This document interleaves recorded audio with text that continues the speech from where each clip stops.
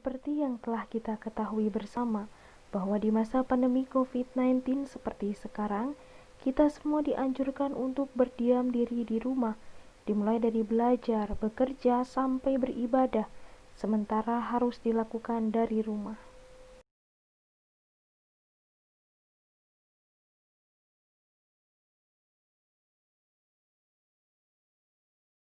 Menjadi sorotan saat ini, yakni tentang kebijakan pemerintah terkait belajar secara daring yang dianggap oleh masyarakat tidak efektif dan masih banyak kekurangan dan tidak semulus yang pemerintah rencanakan.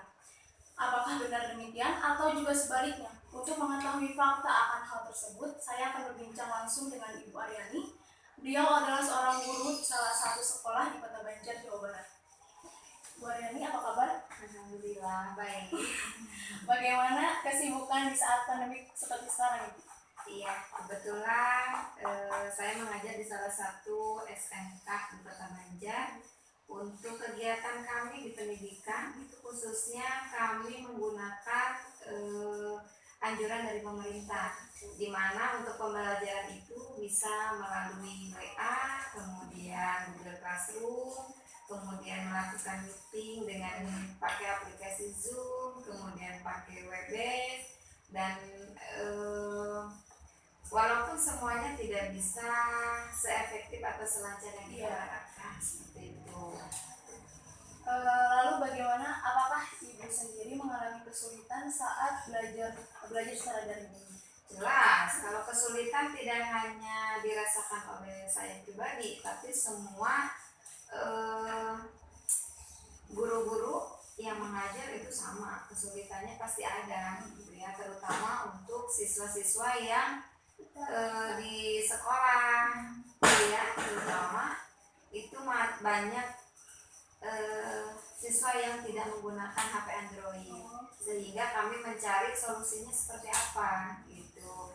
Karena kan kalau kita menggunakan Classroom kemudian WA, berarti kan siswa itu harus menggunakan Android, sedangkan ada beberapa yang tidak punya. Itu yang pertama.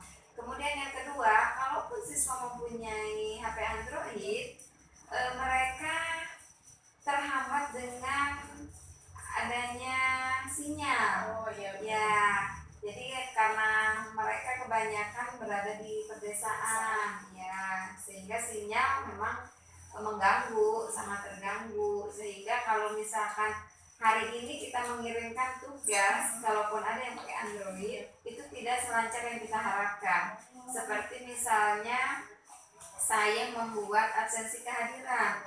Absensi kehadiran saya buat, deadline-nya itu misalnya di jam hari ini ada KBM, ada pembelajaran, kemudian siang nanti di jam saya batasi sampai jam 4, tapi ternyata siswa tersebut entah itu mereka tidak punya kuota atau mereka tidak sinyalnya yang tidak ada, sehingga melakukan absensinya bisa keesokan harinya, bisa malah ada yang 1 minggu yang akan datang baru mereka isi gitu. Nah itu kendalanya. Berarti kendala yang utama itu HP Android dan tidak memiliki HP Android. Iya.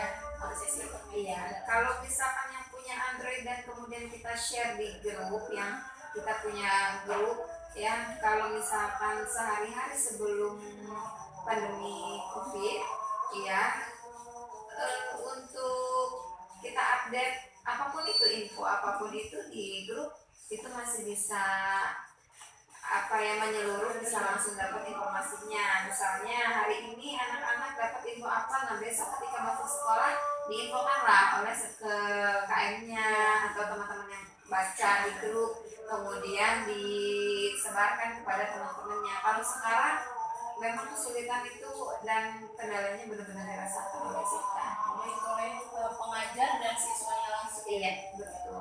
Oke, untuk pertanyaan selanjutnya Ibu, menurut Ibu sendiri apakah belajar secara daring ini efektif atau tidak dilakukan saat ini? Tidak. Ya, kenapa tidak efektif? Ya tadi yang saya sampaikan, bahwa ketika kita pengen menyampaikan tugas, maka anak-anak atau siswa-siswa yang tidak menggunakan Android, mereka merasa kesulitan, sehingga kami sebagai pengajar harus dituntut kreatif. Bagaimana kita menjadi guru profesional sehingga kita mencari solusi-solusi dari setiap permasalahan. Nah, untuk beberapa solusi diantaranya siswa yang tidak mempunyai Android tapi mempunyai hanya HP biasa, itu kita telepon. Silakan boleh menggunakan HP tetangga. Artinya di sini orang tua harus punya apa namanya?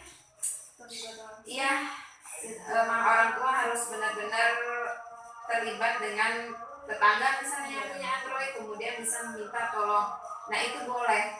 Jadi cukup di foto, kemudian dikirimkan dari via WA, kasih tahu aja misalnya nama saya siapa, kelas apa gitu, dikasih keterangan, itu boleh gitu. Pemerintah juga mengajukan seperti itu sama. Jadi memang peran orang tua itu penting gitu ya. Yang kita tahu kan sekarang bahwa guru itu bisa siapa saja sekarang kan gitu. Terus di mana saja bisa jadi sekolah gitu. Contohnya di rumah sekarang sudah bisa jadi sekolahan kan, sehingga melibatkan orang tua yang tadinya hanya mengurus, mungkin seorang ibu yang hanya mengurus sarapan anak, pakaiannya, kemudian uang jajanan.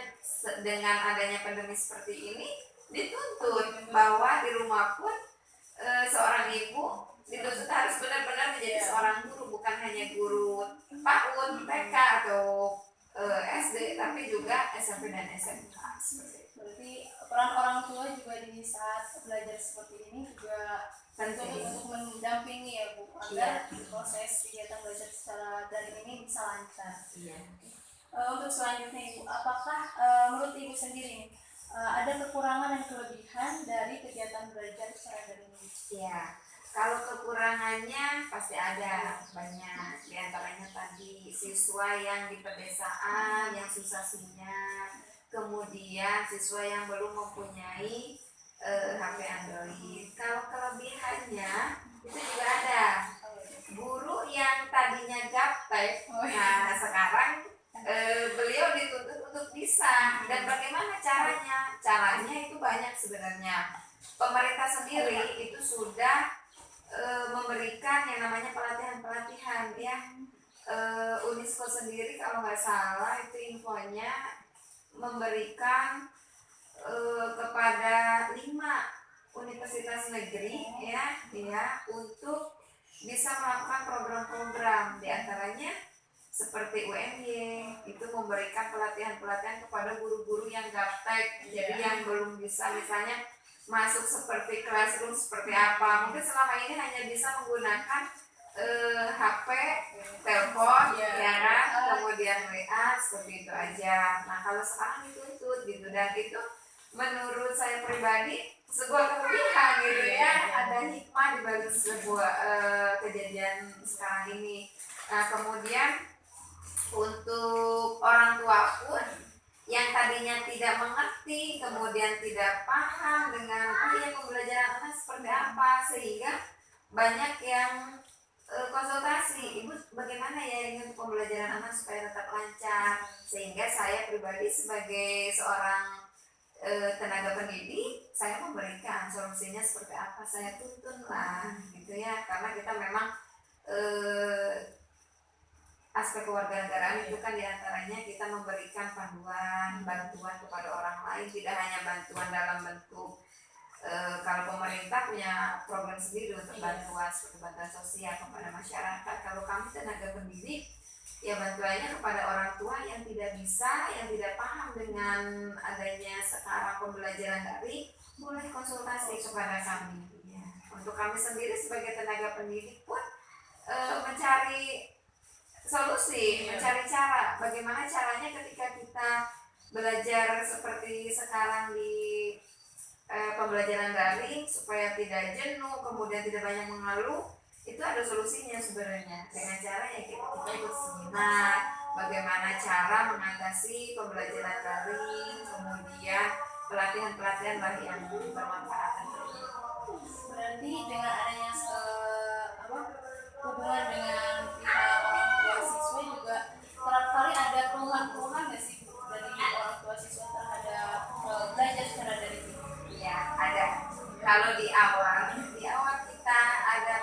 pemberitahuan bahwa kita harus off, stay di rumah ya, stay at home.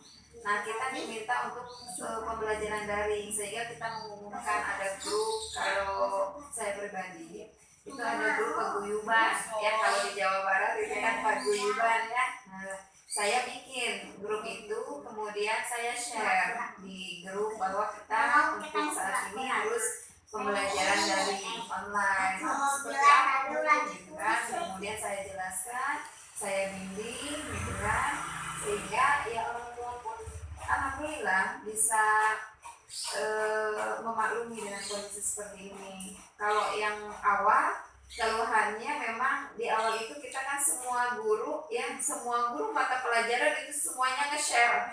Kita buka Google Classroom, kemudian semua kode dimasukkan, kita share lagi ke anak-anaknya, ke grup kelas, sehingga di satu hari waktu itu, hari pertama mungkin bisa dibilang minggu pertama itu kita memberikan tugas, sehingga anak-anak itu mengerjakan semua tugas yang harus kita kumpulkan. Misalnya minggu ini semua guru memberikan, minggu depan harus selesai. Ternyata itu tidak berjalan dengan baik ya, karena siswa ada yang merasa stres, kemudian orang tua yang mendapat keluhan dari siswa, dari anaknya gitu kan,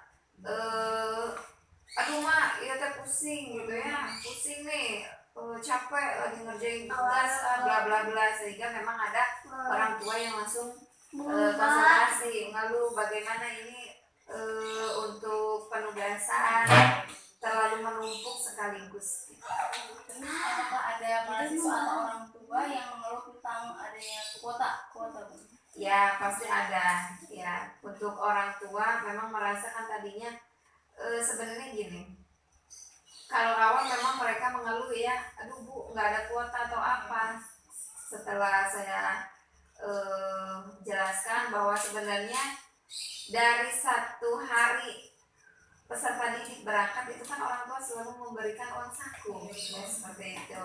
Nah sedangkan anak-anak sekarang harus diam di rumah ya, dengan tetap pengawasan orang tua. Nah itu kan bisa dari uang saku tersebut lah dikumpulkan untuk membeli kuota ya, seperti itu. Tapi setelah minta kebijakan gimana bu kalau tugas itu jangan setiap hari, karena anaknya akhirnya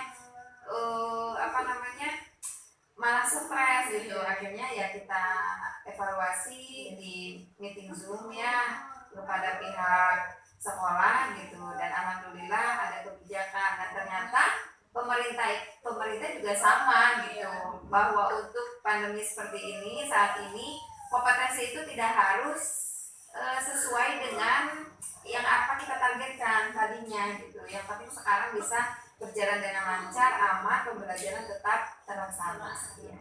Baik Ibu, terima kasih atas penjelasannya. Ya, semoga sehat-sehat selalu dengan keluarga. Ya, oke baik pemirsa, mungkin dapat saya sampaikan di sini, pembelajaran secara daring ini memang memiliki banyak kelebihan dan kekurangan. Nah, kekurangan ini diperparah dengan adanya keluhan yang datang langsung dari para siswa dan orang tua yang mengeluhkan akan akses internet yang tidak stabil, kemudian pemakaian kuota yang cukup besar, dan pemberian tugas yang banyak. Nah mungkin dapat seperti itu yang dapat saya sampaikan. Sekali lagi terima kasih Bu Aliani atas penjelasannya. Saya Aden Mafauji melaporkan langsung dari Banjar, Jawa Barat.